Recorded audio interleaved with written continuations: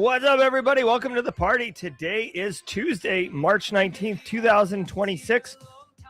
I'm Dr. Gerald, Auger, your host for Simply Cyber's Daily Cyber Threat Brief podcast, coming to you live from the Buffer Auger Flow studio. This is episode 1090 of the show. And if you're looking to stay current on the top cyber news stories while getting expert analysis and insights and community that goes way beyond any other stop on the information superhighway, then you are ready to lock and load, because we are off and running on this beautiful Tuesday morning. For the next hour, we got you two hands, full grip, and we're going to be ripping apart the top cyber stories. Let's go.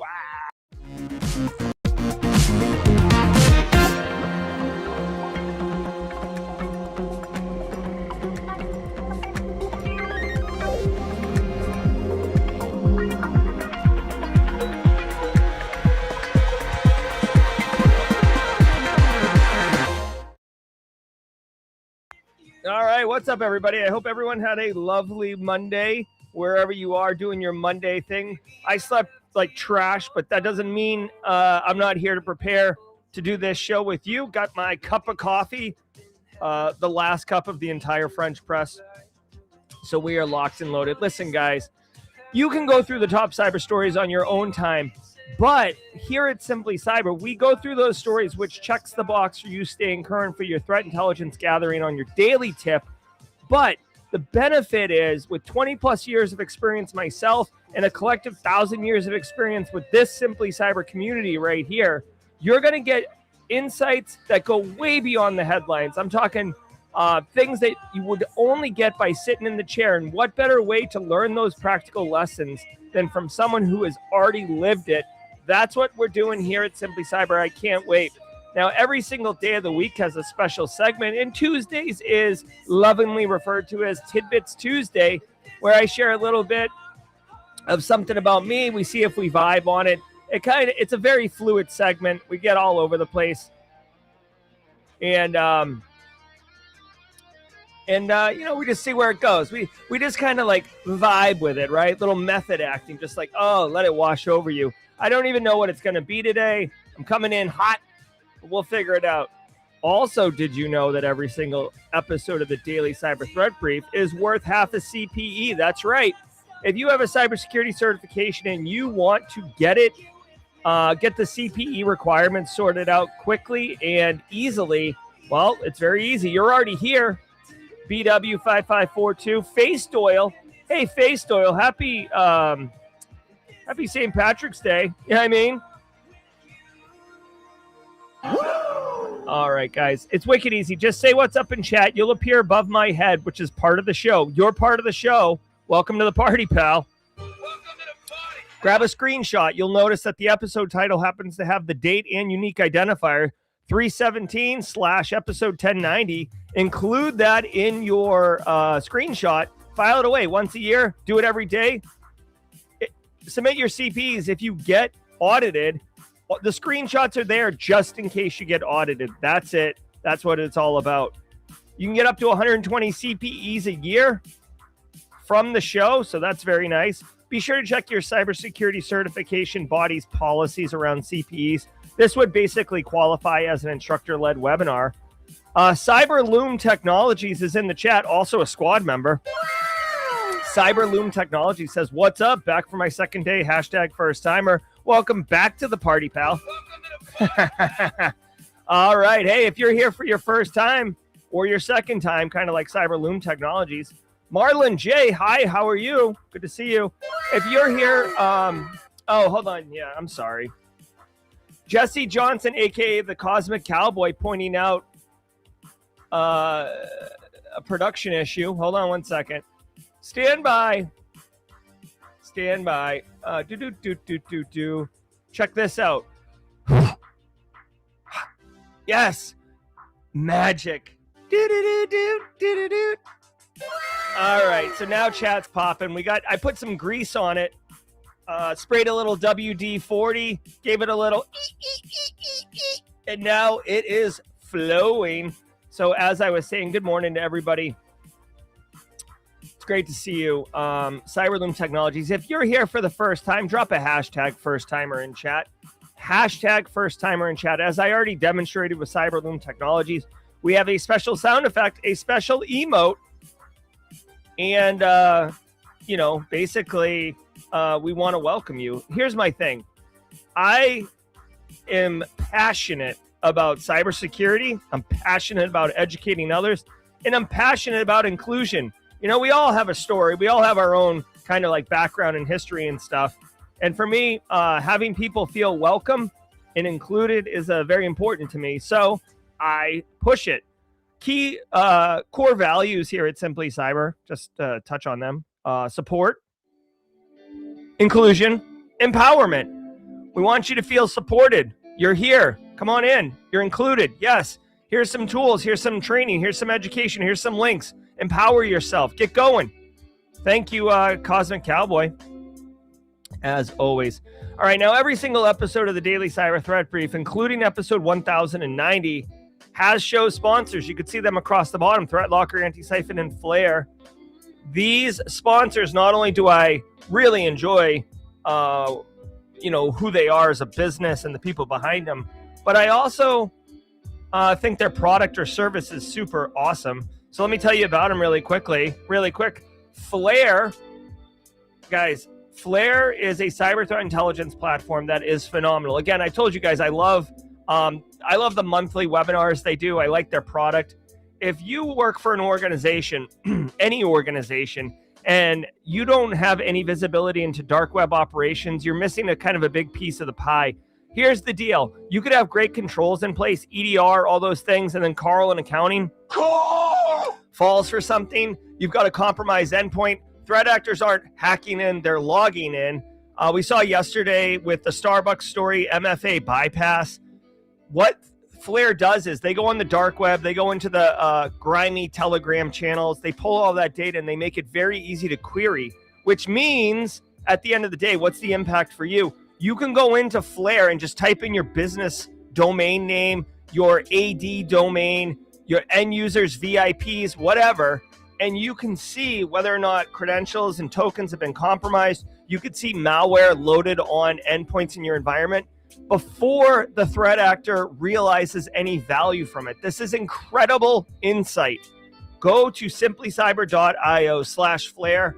You can sign up for a free 2-week trial, which I've said on the channel before, is like literally 13 days more than you need to know how good this product is. I've within the first 3 hours of using this product, I was absolutely flabbergasted about how powerful this tool is.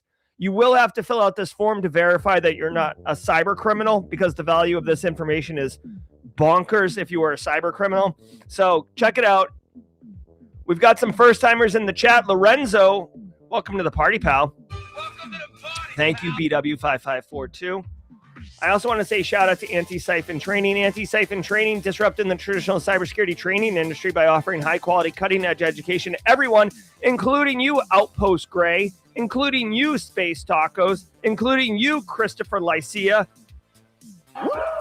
And did you know on March 25th, just 8 days from today, set your calendars, they are offering a free 6-hour virtual conference called SOC Summit. You're going to get 10 talks, March 25th, 10 a.m. to 4 p.m. They're kind of burying the headline in here because the professional networking is going to be popping off in the Discord. Pretty sick for a virtual conference. Come check it out. At minimum, guys, sign up for it. And if you can't make it, fine. If you can just jump in and jump out, fine. But if you don't sign up, well, you know what I mean? If you don't put your galoshes on, you can't go walking outside in the puddles. You know what I mean? So throw on your galoshes, register for SOC Summit, tell them Simply Cyber sent you, represent Team SC, and go get, skilled up, man. I haven't even seen the agenda. The agenda is probably sick. Oh, yeah, like Ashley Knowles is in here. Chad Wiggins, are you serious? Brosif, our very own Cheddar Bob is up in this mother trucker. Dude, Cheddar Bob, why didn't you tell us? Is Cheddar Bob in chat? This has got to, hold on. I came in like a wrecking ball. Yes, I love myself some Cheddar Bob. I hope he's in chat right now. All right, so go check it out. It's all about good times. Finally, let me holler at ThreatLocker. ThreatLocker, zero trust architecture or zero trust endpoints. Endpoint, they just added cloud, which is pretty dope. Check it out. I'm going to run a quick ad for ThreatLocker, and then I'm going to proceed to melt everybody's face. So get ready. Get some SPF 30,000 because I'm about to go full nuclear on these cyber stories. Let's go.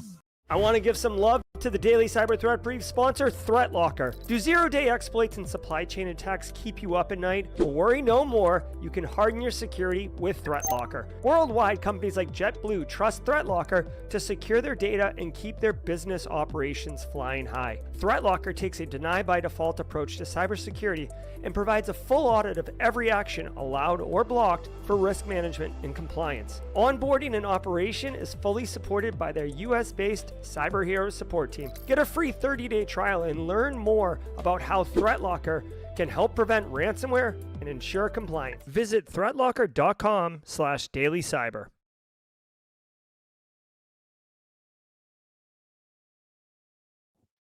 All right, everybody, do me a favor. If any first timers came through that I didn't see, please let me know.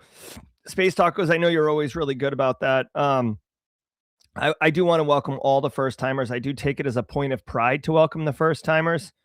All right, everybody, do me a favor. Cyber Loom Technologies, sit back. Marcus Kyler, relax. And Code Brew, lead the charge as we should all let the cool sounds of the hot news wash over all of us in an awesome wave. I will see you at the mid-roll. From the CISO series, it's cybersecurity headlines. These are the cybersecurity headlines for Tuesday, March 17th, 2026. I'm Sarah Lane. Stryker update. Hospital tools safe. Digital ordering services down. Medical device maker Stryker said its hospital equipment and connected products remain safe after a cyber attack disrupted internal systems and shut down electronic ordering for more than a week. The incident reportedly wiped thousands of company devices through its Microsoft Intune management system and forced factories to close, with staff handling orders manually while systems are restored. Incident responders at Cisco Talos said the attackers likely compromised high-level admin accounts and used Intune's remote wipe feature to reset devices. Iranian-aligned group Handallah claimed responsibility, though Stryker hasn't confirmed attribution. Models. All right, so really quick super chat from Space Tacos letting us know that the Tiger MMA first timer, welcome to the party, the Tiger MMA. Welcome to the party. All right, so check it out. This is an update on the Stryker one. Remember, just to refresh everybody, Stryker is a medical device technology company. Big bucks. They're making straight cash, homie. Straight cash, homie. And as part of this just chaos that's been going on in the world, like if you haven't been paying attention, the world is in absolute. Someone has taken the snow globe of the world and just given it a very vigorous shake. Things are out of control right now.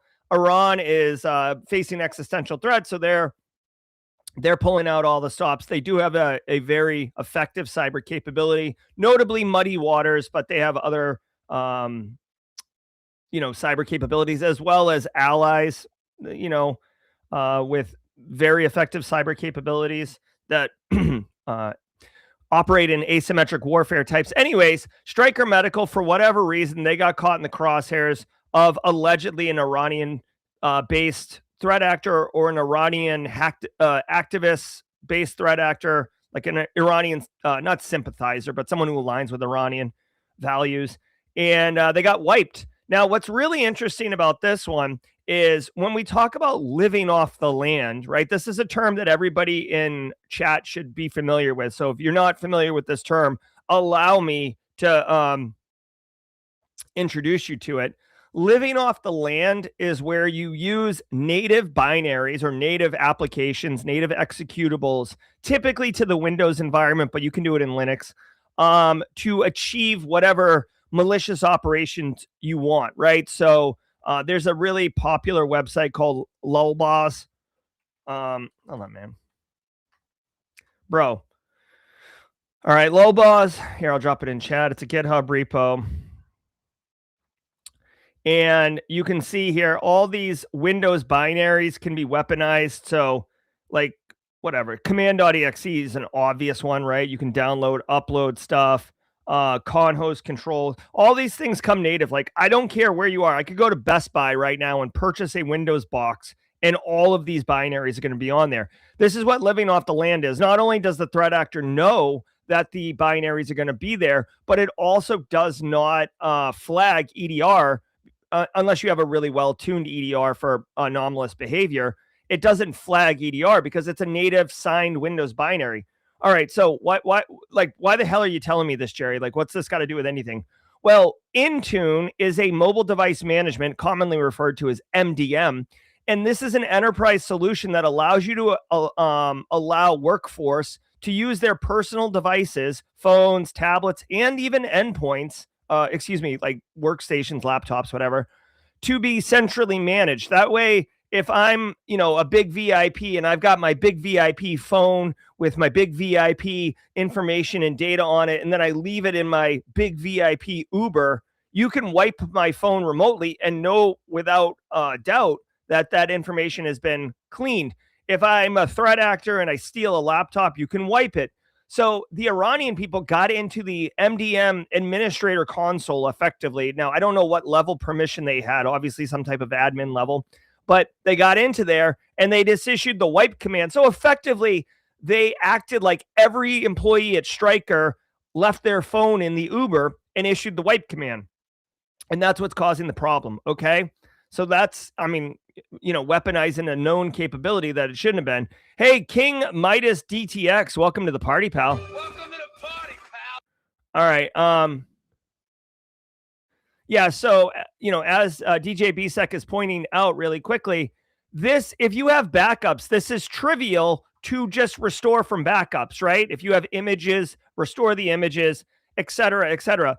The problem is, hold on, here's the problem for real. Hold on. How many employees does Stryker have? Here we go. Check this out. 56,000 employees. Holy Jesus. All right. So check it out. 56,000 employees. Let's assume all of them. Let's assume they all have a cell phone enrolled in MDM. Okay. And let's assume half of them have laptops, right? Which probably more than that enrolled in MDM. Like, imagine if you will, each one of us almost always has reloaded a machine. Let's say at best it takes 30 minutes. Okay. Do your 30 minutes times 56,000. Okay. That's like, what is that? 28,000 hours. Gee, how many hours are in a normal person works 2,080 hours a year. So if you had 10 people or 15 people working full time for a year, that's how long it would take to restore this. Again, I'm being silly with the numbers here, but okay. So Paul Savage says over 200,000 devices wiped. Thank you, Paul Savage. So just do the math here for a second. Like, this is why people don't kind of like wrap their head around it, because the scale is just out of control. If it takes 30 minutes to restore, hell, let's just be hyperbolic for argument's sake. Let's say it takes 1 minute to restore a machine. 1 minute, which is ridiculous, right? We can all agree that's ridiculous.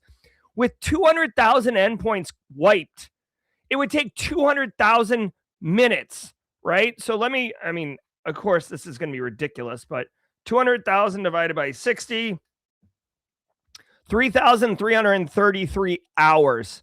It would take 3,333 hours,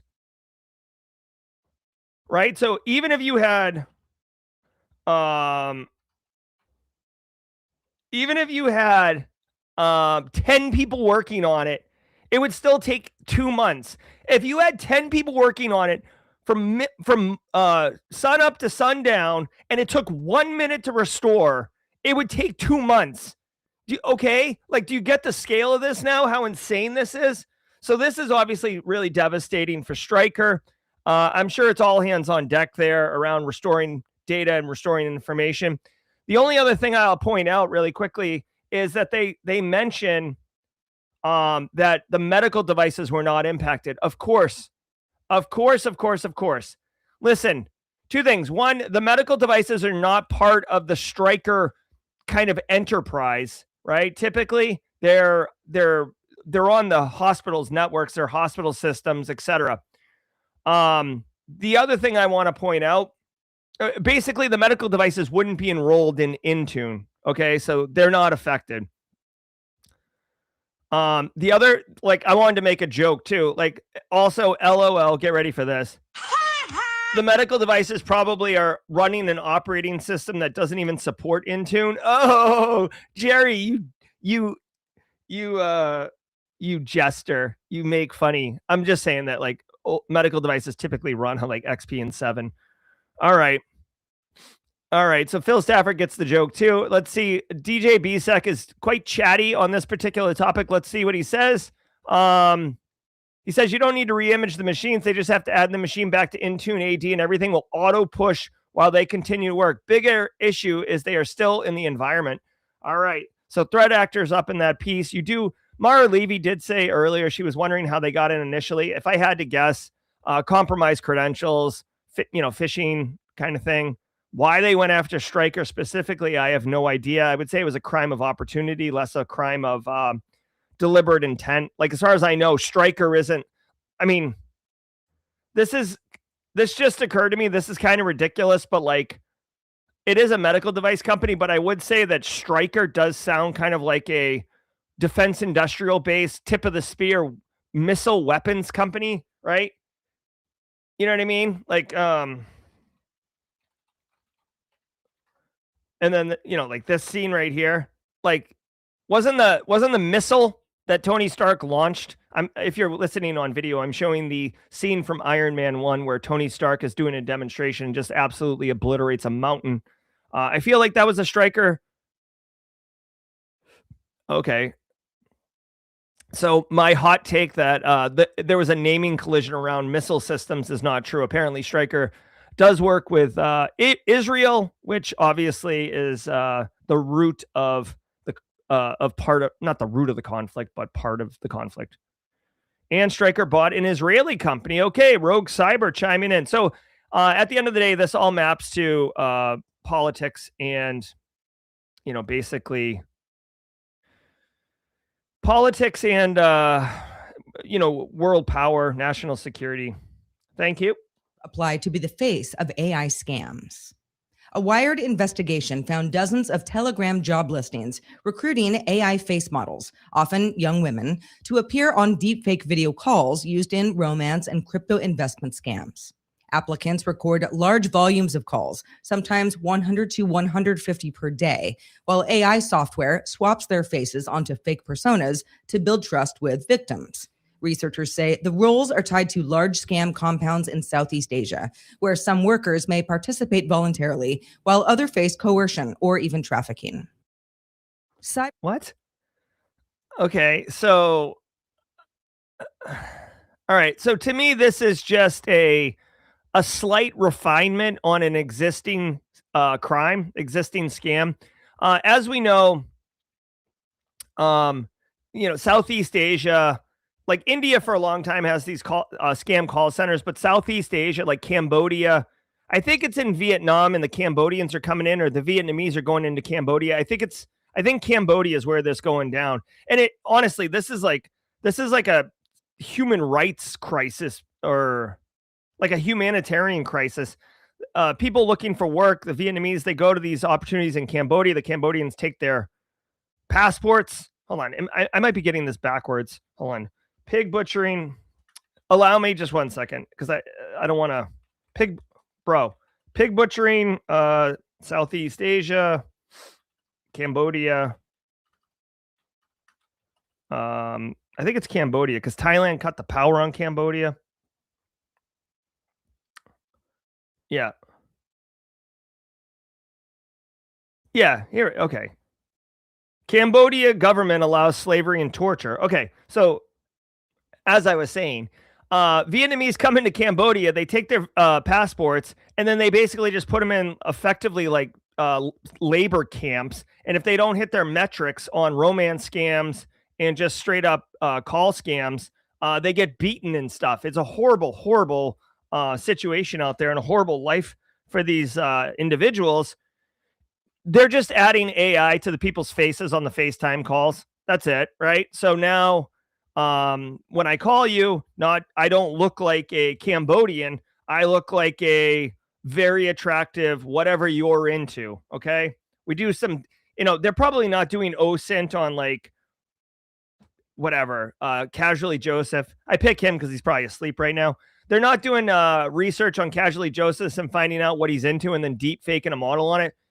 This is maybe, in my opinion, this is maybe making it a little bit more effective for an attack. I don't know why they're using real models. Like deep fake technology is pretty good now. I don't see why you need to include a human in the loop as far as the women whose faces are being used in these romance scams, because AI can do it.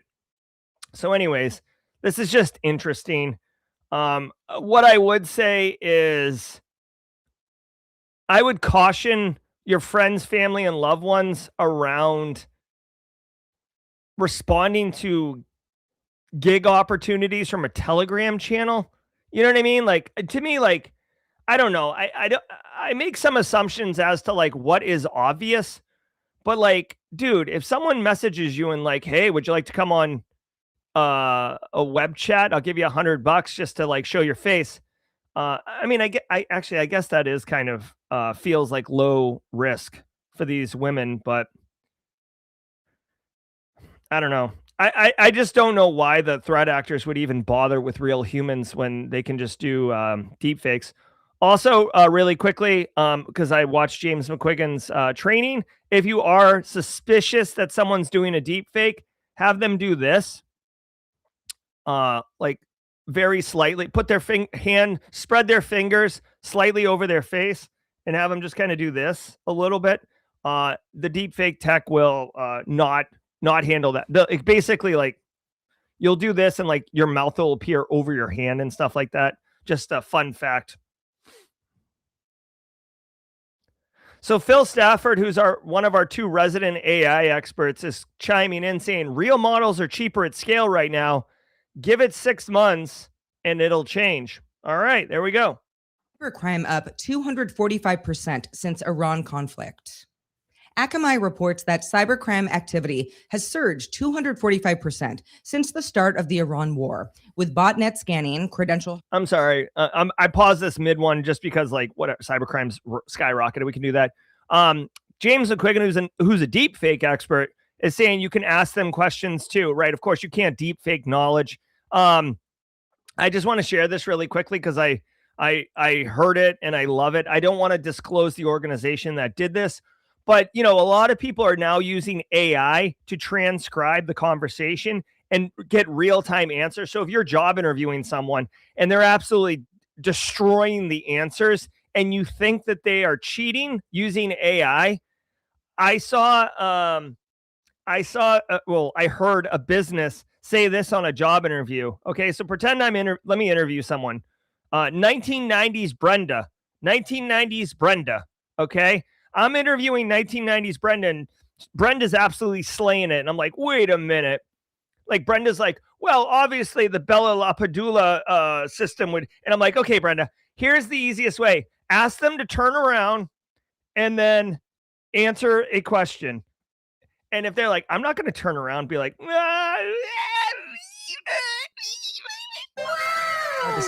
and reconnaissance targeting banks and critical businesses. Banking and fintech account for about 40% of the malicious traffic, followed by e-commerce and gaming. Although the campaign is tied to geopolitical tensions, only about 14% of source IPs originate from Iran, with many attacks routed through proxy infrastructure in Russia and China used by hacktivist groups. CISA. All right, so war breeds chaos. Hold on. I got to stop. I was doing these talking points for a while. You see these talking points, but like it's like annoying to manage and no one really seemed to care. Dude, war breeds chaos, and crime loves chaos. So skyrocketed to 245%. Not really surprised, honestly. I mean, I don't know if this is a hot take, but I mean, I would argue we're effectively in the in the opening act of like World War III. So there's a lot of players on the board. A lot of them have cyber capabilities. A lot of businesses and, not law enforcement, but a lot of people's focus is on the world stage and, Iran and, what's going on and all these other things. So I'm not saying that like, you work at a company like you work at a publishing company in Spartanburg, South Carolina, and you're like, oh my God, I'm not going to like do my job today because I'm going to be watching the news on this Iran thing. Not like that, but just threat actors know that they can go crazy. On top of that, as I mentioned earlier, the Iranian government, the Iranian people, this is existential threat. So like they're throwing everything they got at it. And then of course, like Russia's, arguably using Iran, for proxy, right? I don't want to this is not a political show. I'll leave that to Elliot Matthijs, of course. Let's see. Banking and fintech have been the hardest hit. Sure. Dude, you want to know why banking and fintech is hit? It's where the money is. Straight cash, homie. In case you haven't been paying attention, despite the fact that we have arsenals and we have tanks and boats and missiles and everything costs money, right? Everything costs money. So go get that money. Let's see what else we got here. Sure, credential harvesting, recon. Dude, another thing worth pointing out, like, dudes, cyber in the context of military conflict, in asserting national power on somebody else, asserting your dominance on another entity, right? Cyber is a very solid complementary capability. I always thought cyber was going to be the end all be all. In reality, cyber is a complementary capability that's hyper effective to disrupt communications, to do espionage and figure out, get intelligence, etc. And we are escalating, obviously, to this global conflict. It doesn't look like, I won't get into all that, but like we're escalating into a global conflict. So, of course, everybody is turning their cyber capabilities to 11 because it's the cyber kill chain starts with reconnaissance. And whether you're trying to steal money or steal intel, you need to do recon. And that's why credential harvesting and all sorts of targeted attacks are happening. That's why there's an increase. Now, what does this mean for you? Guys, there's only one internet. There's only one internet. The Israeli-Iran conflict, Iran, Palestine, Israel, Russia, Ukraine, all of them, all of the attacks is one internet. And collateral damage happens. Go ask Mondelez and Merce Shipping about collateral damage during the NotPetya attack. Okay? So anyways, shields up, guys. DEFCON, like somebody activate the DEFCON 3 thing from War Games. Drink. Flags Wing FTP server flaw as actively exploited. CISA warned federal agencies to patch a Wing FTP server flaw that exposes installation paths and can be changed with a critical remote code execution bug. The vulnerability was discovered last May, was used in active attacks, and affects the cross-platform FTP software used by organizations including the U.S. Air Force, Sony, and Airbus. Agencies have 2 weeks to secure systems under BOD 2201, while CISA advises all defenders to apply vendor mitigations or discontinue use if unpatchable. All right. We're not going to spend a terrible amount of time on this. This always blows my mind. I feel like I've been around the block once or twice, okay? I feel like I've got some stripes on my belt. For the martial arts people in the chat, okay? And then I hear about something called Wing FTP server, And I'm like, I've never heard of that. Who is using Wing FTP server? And then it comes out, it's like Sony, US Air Force, Airbus, Reuters, Sephora. What? Okay. All right. So anyways, if you're using, I'm just going to do this really quickly. If you're using Wing FTP, you got to patch it.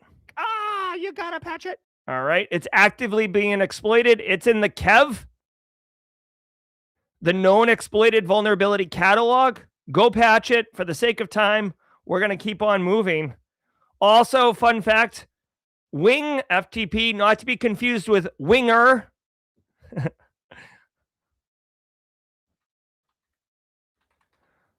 Not to be confused with Winger. Oh, yeah. She's only 17. Like, apparently in the 80s, that was considered socially acceptable. Like, Epstein's got, like, this poster on his wall. All right, let's go. Our sponsor, Adaptive Security. This episode is brought to you by Adaptive Security, the first security awareness platform built to stop AI-powered social engineering. Today's phishing doesn't just hit inboxes. It can sound like your CFO or look like your CEO on Zoom. AI voices, video, and deepfakes are turning trust into the attack surface. Adaptive fights back with AI risk scoring, deepfake simulations featuring your own executives, and interactive training that your team will actually remember. Take a 3-minute tour or request a CEO deepfake demo at adaptivesecurity.com.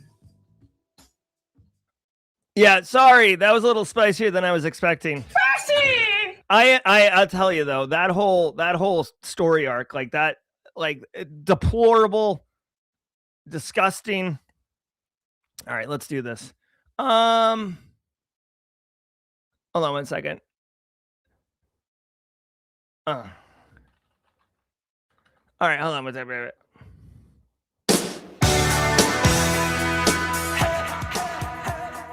All right, hey, really quickly, I just want to say shout out to all you all.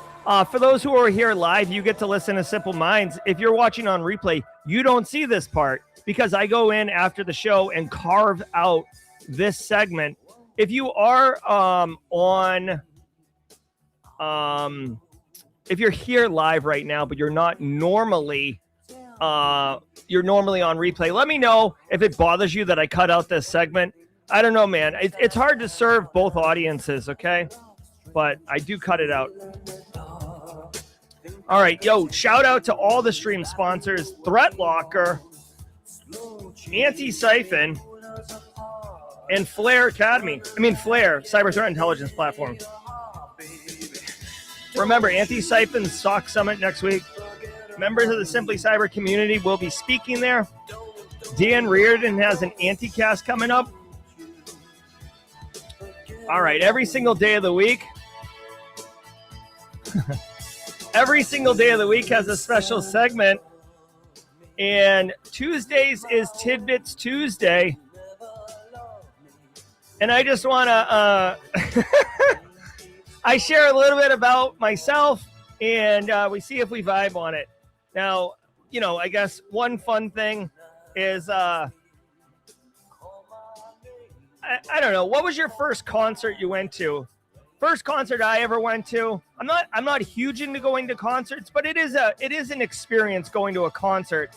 I'll just share my first concert was my Uncle Gregory, who I loved dearly. He's very kind of I don't know, I guess Grateful Dead kind of guy. He took me to a Steve Miller Band concert when I was 11. Me and Uncle Gregory at Great Woods, now the Tweeter Center or whatever the hell they call it now. It was everybody calls it Great Woods.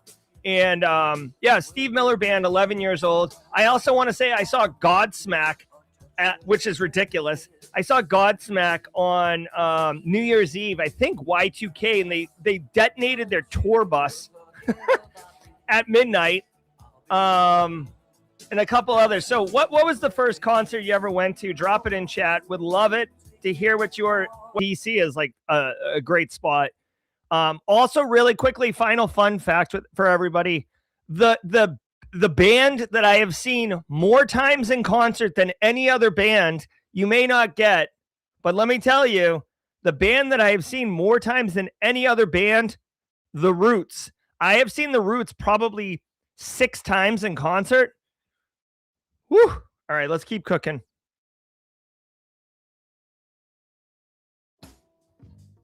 Luxembourg overturns privacy fine against Amazon. A Luxembourg court vacated the 746 million euro fine imposed on Amazon back in 2021 for alleged GDPR violations, sending the case back to the National Commission for Data Protection. The court cited procedural issues, including the CNPD's failure to assess whether Amazon intentionally violated GDPR or consider alternative penalties. The ruling didn't invalidate the CNPD's findings that Amazon's data practices were non-compliant at the time. Amazon says it's pleased with the decision, while the regulator may review the case and potentially issue a new fine. Yeah. Amazon's pleased with the decision. Buddy, if I had a parking ticket for $858 million and I was able to get it overturned, I would also be pleased with the decision. I would throw a rager at this decision, pleased with the decision. It would be a 3-day, bring a tent. We've got, 45 porta potties being brought in. You're not leaving. We're doing it. We're celebrating this overturned. So, GDPR, man, this thing has teeth like a great white shark. And it's a privacy regulation for the European Union and organizations like big tech organizations, Meta, Amazon, Google. They are constantly getting bamboozled by this GDPR regulation and getting fined.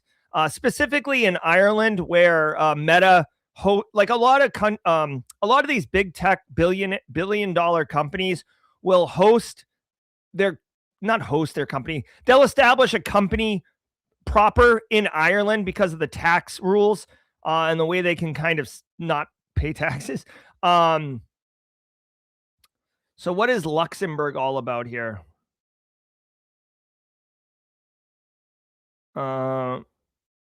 Amazon's reliance on legitimate interests as the legal basis for processing was not justified. I mean, that just means like a bunch of noise. Here's the deal. If the Luxembourg people want to fight this, or like whoever the prosecutor wants to fight it, I guess they can. It turns into a money thing, right? Like, how much money are you going to spend to try to like win this? Amazon, I'm sure they paid quite a bit in lawyer fees to do this. This might be the largest single fine that I have seen in my experience. I mean, there's been $200-300 million fines.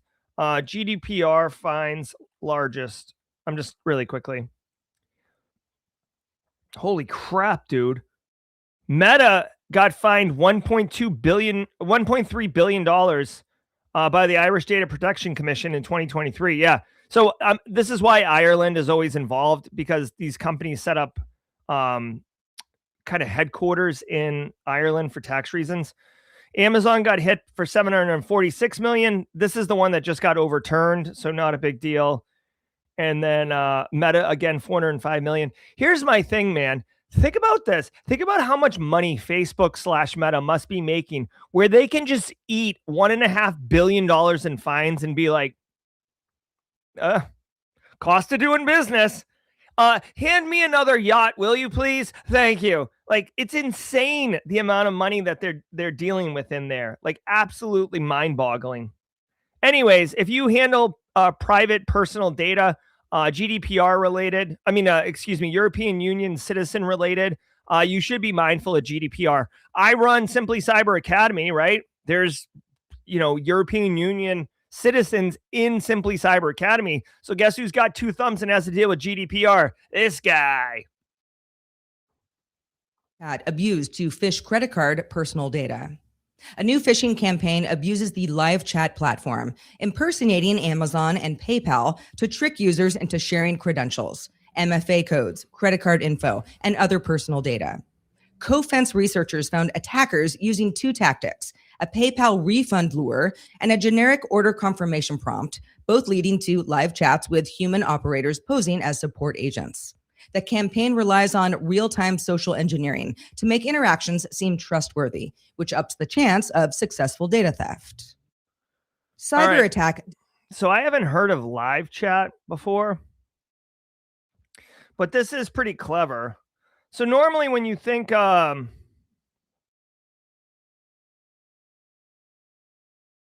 This is clever. Okay, so this is one that you're going to have to educate your end users on, like today or like this week. Okay, I might even make a YouTube short for this one for LinkedIn.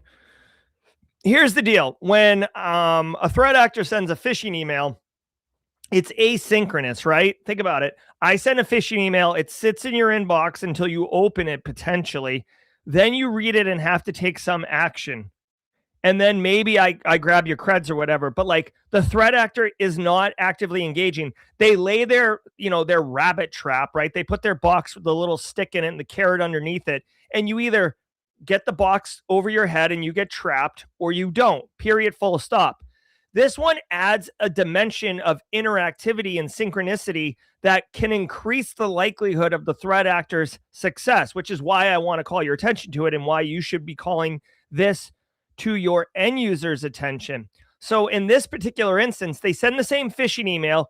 Hey, bro, here's a PayPal refund, or we're having a tough time processing your refund, or we're having a tough time processing your payment and your service is going to be canceled.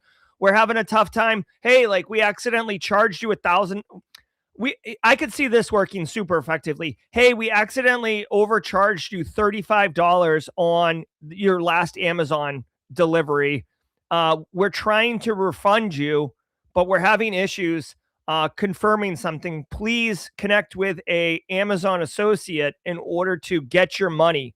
All right, sounds real, sounds good. Then you get into this live chat and you're talking directly to a threat actor, but the authority and the social trust that you're talking to Amazon has already been established. So now you're going to fall for it. And at this point, they can interactively mess with you, right? Oh, hey, like we need to confirm your identity. We're going to send you a 6-digit PIN. Please let me know what it is. Multi-factor bypass. Hey, it looks like the classic one. Hey, I'm sending you $35. Oops, I accidentally typed $350. You need to send back $325 or $300 because I sent too much to you, right? There's a bunch of ways to do this scam. The new dimension is that you can get on live chat with a threat actor, which also, by the way, spoiler alert, if you get on like a chat and you're talking to someone and you can tell, they're, maybe they have an accent, maybe they don't understand English well, maybe they have, something about their tone raises your alert. With live chat, you don't have any of that. So this is really interesting. I will say two things. Number one, educate your workforce end users. Like I said, if time allows, I'm going to make a video today that you can just forward to your workforce. Okay. Like I literally, instead of being like, hey, it's Jerry from Simply Cyber and I want everybody to know about this thing, I'm going to make it as a piece of end user awareness training that you can just snip up and throw over and use it for yourself. The other thing is live chat. Live chat should be aware of, consumers of their platform impersonating popular brands. But straight cash, homie. Straight cash, homie. Live chat is not financially incentivized to stop that because the threat actors are paying to use the live chat platform, right? I'm a criminal. I signed up for a monthly subscription to live chat. Live chat's making that paper. So if they do the right thing and remove these threat actors from their platform, their revenue goes down, right? So there is perverse incentive for live chat to have these threat actors on their platform, which is gross. Disrupts parking payments in Perm. The Russian city of Perm restored its parking payment system after a DDoS attack last week forced it offline, temporarily making parking free. Authorities confirmed all payment methods are now working and said drivers won't face penalties for missed payments during the outage. It is at least the third recent cyber disruption of Russian city services, following attacks in Krasnodar and Tver. No group has claimed responsibility, and it is unclear if this incident is linked to prior attacks. All right. For the sake of time, I will speed run this one.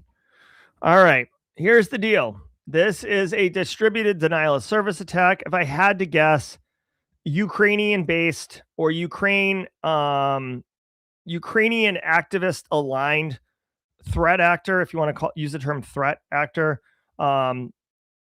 and they basically just pointed all their compromised hosts or their botnet or did some type of like memcache misconfiguration attack, whatever. They call that a reflection and amplification attack. Whatever it is, they basically nuked from low orbit this parking system. Now, you might be like, wait a minute, how the hell is a parking toll meter get nuked with a distributed denial of service attack? A lot of these new parking meters are all, connected like a little LAN in the parking lot, and then it goes to a central router, and then it communicates out back to some home base that's managing the network of parking meters. So if you can nuke that cloud-based system, then the parking meters can't communicate back, and they're basically screwed, right? So you put money into the parking meter, it can't communicate up to the server that it's taken money and etc.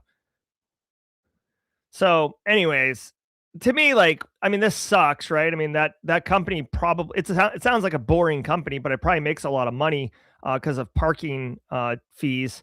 But I mean, whatever. At the end of the day, this is not devastating. Like, basically, you just got free parking. Like, whatever. You rolled a 12 in Monopoly and you landed on free parking, and you got to scoop up $200 and pass go. Like, whoop-de-doo. Like, I don't know. Usually denial of service attacks are much more devastating. Like, look at Stryker. Stryker is screwed. 200,000 endpoints were wiped. That's denied service. This one, like, free parking. Is Companies House flaw exposed business data. Companies House temporarily shut down its web filing service after a vulnerability exposed data from 5 million UK registered companies between last October and March of this year. The flaw let logged-in users access other companies' dashboards, revealing sensitive information, including directors' dates of birth, home addresses, and company emails. No passwords or identity verification data appear to be compromised, and filed documents couldn't be altered. The agency has reported the incident to the ICO and NCSC and is investigating potential exploitation. Security. All right, Roswell, UK, can you chime in on this thing here, buddy? Can you get yourself a pint of warm beer and please comment on this one?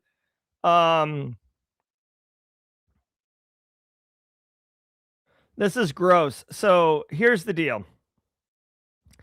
While this is a British company and it has business data, etc., the flaw is like such a ridiculous early 2000s web application vulnerability that it's stunning that this worked. Okay. All that was required was to log in with your own account. Okay. So you have to have an account, no big deal.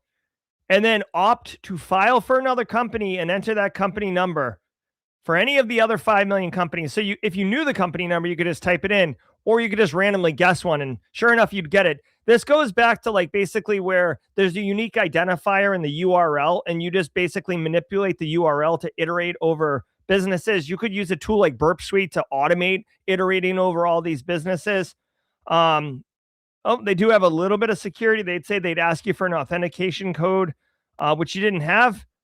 But then you could just press the back button a few times to return to your dashboard, except it isn't your dashboard. It's the other company's dashboard. Okay. So you would request, this is so dumb. You would request the company's data and it would challenge you for authentication, but the variable in the web application would update prior to the authentication being validated, and then you're in. So, bit of a trashy bit of software development. Someone at the company who developed that web app's probably going to be tisk. I would say this application does sound like it's been around for a minute, so not a vibe coded vulnerability, but certainly possible example of a vibe coded vulnerability. Ryusek says IDOR. URL manipulation, I believe, qualifies as IDOR. Because IDOR is indirect object. Oh my God, bro. Indirect object reference or insecure direct object reference. And this is basically where you're changing the URL. So you're directly addressing that particular asset or resource on the server instead of following like whatever GUI interface and UX you're supposed to. All right. TLDR, Phil Stafford, Elliot Mattice, me, we're good to go. Roswell, UK, you should expect some letters in the mail soon. Although this is more of business data, not individual data. Whatever. It's kind of a fun, easy one to end on.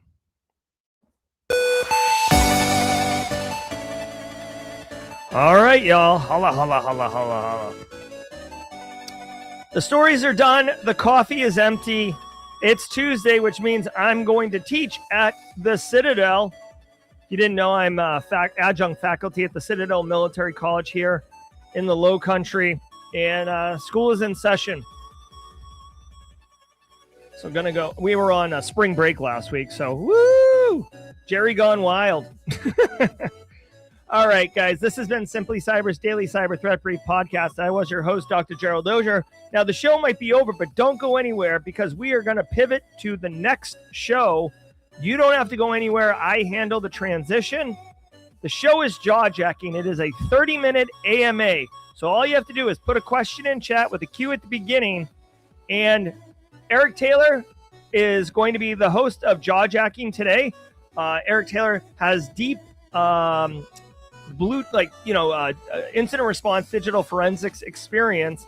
So if you have any questions specifically around that area, that would be optimal for Eric if you want to get those answers. But career questions, cybersecurity certification questions, platforms, tools, techniques, industry, whatever it is, the whole point of jaw-jacking is to get you those answers and, basically level you up.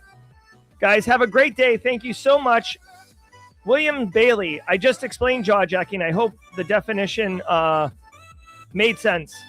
Jaw-jacking is a 30-minute AMA. All right, guys, I'm Jerry from Simply Cyber. Be